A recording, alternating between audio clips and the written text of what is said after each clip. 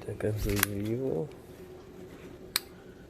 brand HIKOKI sebentar lagi.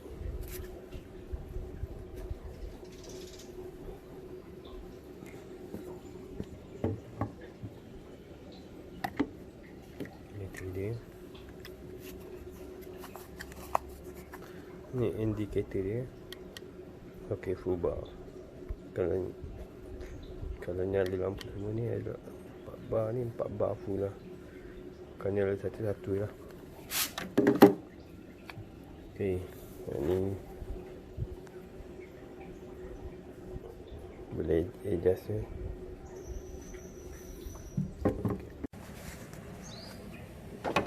Ni disangkut kat sini. Tapi dah buka sebab susah nak guna, besar sangat sangkut.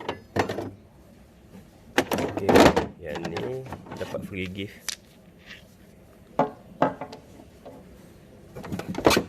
Okey, charger dia nampak simple tapi okey lah.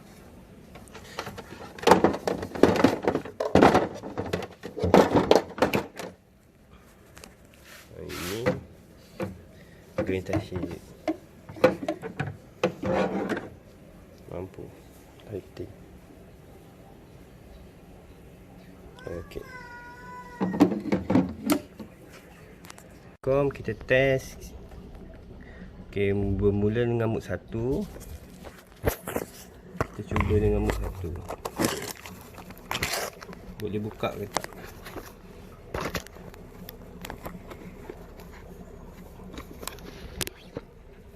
Okey, buat 21. Oh, kemasnya.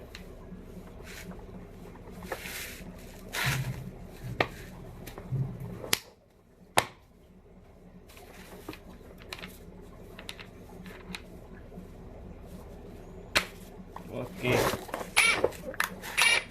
kita buat satu lagi. Oh, nombor 1 pun dah boleh buka.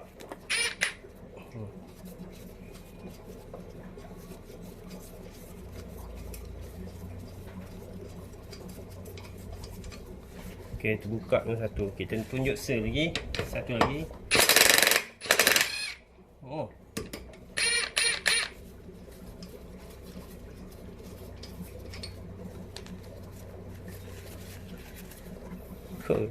gagah. Bukti mod 1.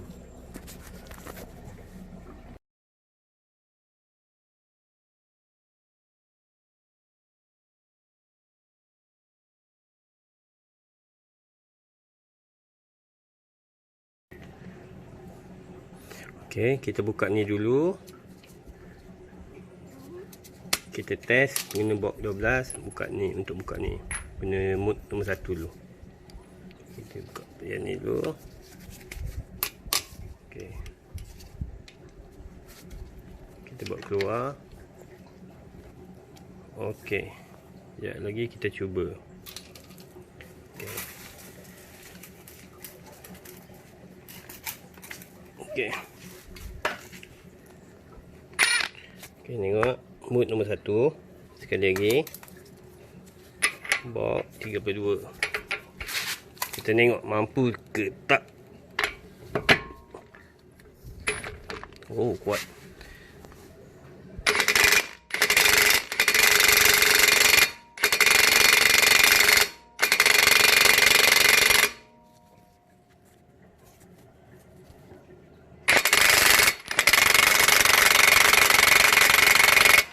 Oh, kuat. Okey, tak berjaya. Kita adjust mode nombor 2.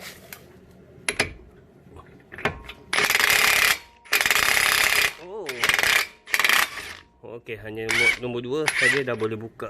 Seluruh naka ni yang tak pernah buka.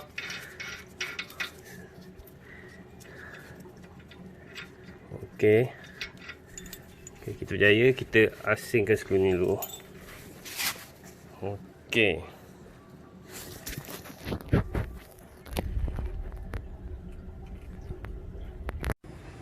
kecerahan HIKOKI, HITACHI. Kita tengok. Cerah. Tak boleh gitu.